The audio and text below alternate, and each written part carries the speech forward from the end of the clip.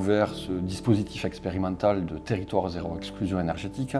Au sein de la collectivité, au sein même du Préau et du service habitat de Carcassonne-Aglo, on a de suite répondu à l'appel à projet puisqu'on s'est reconnu finalement dans les prérequis. L'idée est vraiment de mettre en corrélation tout un tas d'acteurs autour d'une table. Que ce soit des ensembliers solidaires, ce nouveau métier créé par ce dispositif, que ce soit des élus des communes, que ce soit des partenaires institutionnels, associatifs, pour tirer le meilleur de ce que chacun peut apporter dans un projet pour mener à bien ce projet jusqu'au bout. Le métier d'ensemblier solidaire, c'est justement un métier qui a plusieurs volets, donc au niveau technique, au niveau de l'accompagnement social, au niveau de l'accompagnement administratif. C'est le référent au niveau du projet de rénovation des usagers. On travaille souvent en binôme avec un technicien et moi, mon rôle, c'est justement d'accompagner à la recherche de financement pour que le projet voie le jour. Je suis aussi tiers de confiance, c'est-à-dire que je suis la personne à qui les usagers, les occupants font référence ou en tout cas me contactent sur des prises de décision importantes, des hésitations, des doutes. L'idée, voilà, c'est qu'à un moment donné, on se dise « faites-moi confiance, je vous fais confiance, on va y aller, on va y arriver, mais on va le faire ensemble ». J'en ai hérité de cette maison.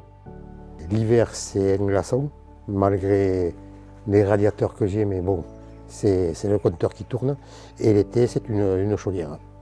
Ça paraît pas, mais faire venir des amis, bon, j'en ai un qui vient, d'accord, mais quand les autres rentrent, j'ai un petit peu honte, parce que c'est trop vieux.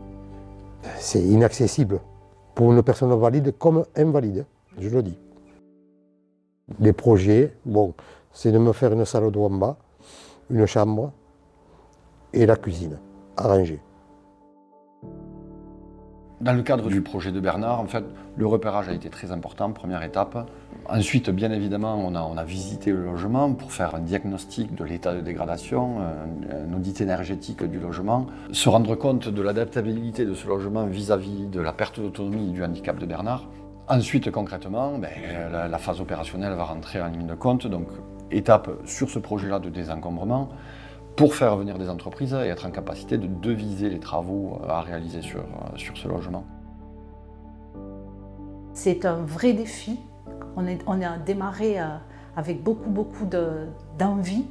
On a eu énormément de soutien de la part des services de Carcassonne-Aglo et ensemble, on arrive à une finalité qui est au-delà de nos espérances. Et c'est très important pour nous de montrer à tous les villages de Carcassonne-Aglo que c'est possible, qu'ensemble on peut y arriver. Alors évidemment, ce n'est pas que casser des murs, ce n'est pas que désencombrer, c'est aussi un challenge humain où l'on voit dans les yeux d'un de ses concitoyens de la fierté. Et ça, je pense que c'est lui de redonner de la dignité. Et ça, c'est vraiment quelque chose qui nous tenait à cœur. Ce qui est encourageant à l'étape sur laquelle on est actuellement aujourd'hui, c'est que ce côté multi-partenariat a fonctionné dès le début. On a désencombré le logement, on a fait venir des entreprises, on a quantifié les travaux et on est sur le travail administratif de montage de dossiers pour déposer les demandes d'aide financière. Au-delà de la porte d'entrée qui est la rénovation énergétique, on va toucher toutes les thématiques de l'amélioration de l'habitat. Donc énergie, bien évidemment, la plus performante possible, mais aussi l'adaptation de ce logement et sortir le logement de cet état de dégradation. Donc l'objectif est de pouvoir émarger sur tous les dispositifs financiers possibles, qu'ils soient publics comme privés, pour aller au bout de ce projet.